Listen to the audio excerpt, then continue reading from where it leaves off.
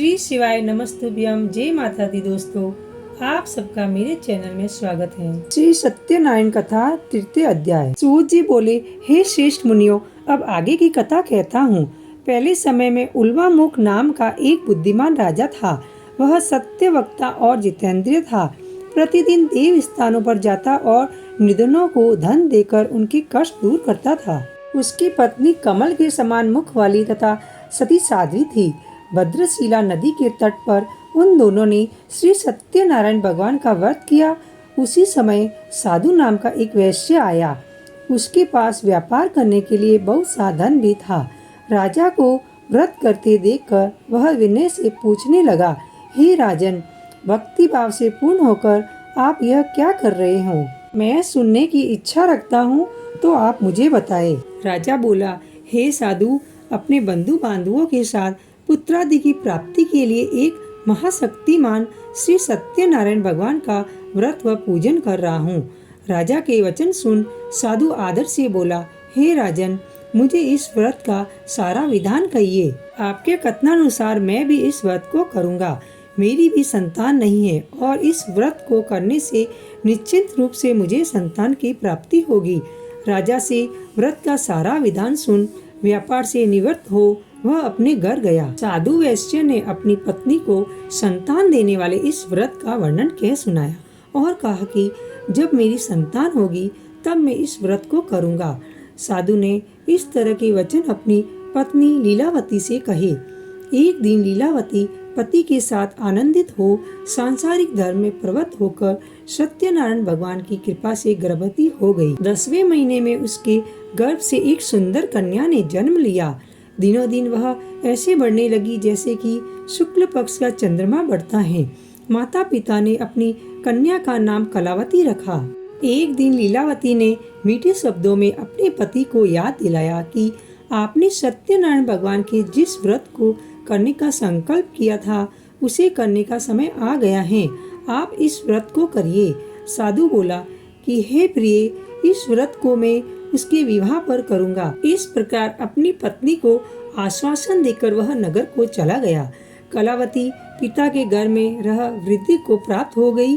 साधु ने एक बार नगर में अपनी कन्या को सखियों के साथ देखा तो तुरंत ही दूत को बुलाया और कहा कि मेरी कन्या के योग्य वर देख कर आओ। साधु की बात सुनकर दूत कंचन नगर में पहुंचा और वहां देखभाल कर लड़की के सुयोगी वाणिक पुत्र को ले आया। सुयोग्य लड़के को देख साधु ने बंधु बांधवों को बुलाकर अपनी पुत्री का विवाह कर दिया। लेकिन दुर्भाग्य की बात थी कि साधु ने अभी भी श्री सत्यनारायण भगवान का व्रत नहीं किया। इस पर श्री भगवान क्रोधित हो गए और श्राप दिया कि साधु को अत्यधिक दुख मिले। अपने कार्य में कुशल साधु बनिया जमाई को लेकर समुद्र के पास स्थित होकर रत्नासारपुर नगर में गया। वहां जाकर दामाद ससुर दोनों मिलकर चंद्रकेतु राजा के नगर में व्यापार करने लगे। एक दिन भगवान सत्यनारायण की माया से एक चोर राजा का धन चुराकर भाग रहा था। उसने राजा के सिपाहियों को अपना पीछा करते देख चुराया हुआ धन वहां रख दिया जहां साधु अपने जमाई के साथ ठहरा हुआ था। राजा के सिपाहियों ने साधु वैश्य के पास राजा का धन पड़ा देखा तो वह ससुर जमाई दोनों को बांधकर प्रसन्नता से राजा के पास ले गए और कहा कि उन दोनों चोरों को हम पकड़ लाए हैं, आप आगे की कार्रवाई की आज्ञा दें। राजा की आज्ञा से उन दोनों को कठिन कारावास में डाल दिया और उनका सारा धन भी उससे छीन लिया गया। श्री सत्यनारायण भगवान के श्राप से साधु की पत्नी भी बहुत दुखी हुई। घर में जो धन रखा था उसे चोर चुरा ले गए। शारीरिक तथा मानसिक पीड़ा व भूख प्यास से अति दुखी हो अन्न की चिंता में कलावती के ब्राह्मण के घर गई। कलावती ब्राह्मण के घर गई। वहां उसने श्री सत्यनारायण भगवान का व्रत होते देखा। फिर कथा भी सुनी। वह प्रसाद ग्रहण कर रात को घर वापस आई। माता ने कलावती से पूछा कि हे पुत्री, अब तक तुम कहाँ थी? तेरे मन में क्या है? कलावती ने अपनी माता से कहा, हे माता, मैंने एक ब्राह्मण के घर में श्री सत्यनारायण भगवान को व्रत देखा है। कन्या के वचन सुन लीलावती भगवान के पूजन की तैयारी करने लगी। लीलावती ने परिवार व बंधुओं सहित सत्यनारायण भगवान का पूजन किया और उसने वर मांगा कि मेरे पति तथा जमाई शीघ्र घर आ जाए।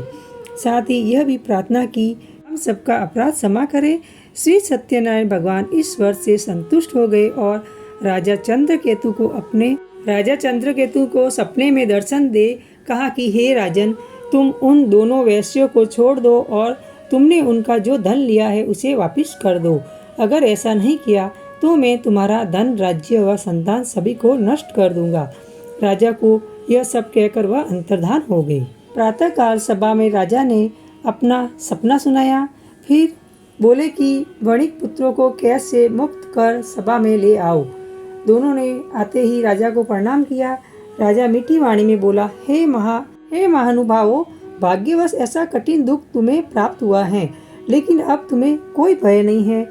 ऐसा कह राजा ने उन दोनों को नए वस्त्र भूषण भी पहनाए और जितना धन उनका लिया था उसे दुगुना धन वापस कर दिया।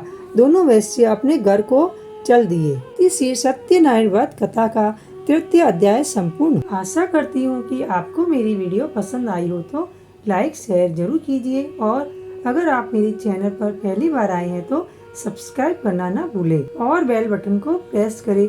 इससे क्या होगा कि मैं जो भी नई वीडियो अपलोड करूँगी उसका आपको नोटिफिकेशन मिल जाएगा। तब तक के लिए जय माता दी दोस्तों।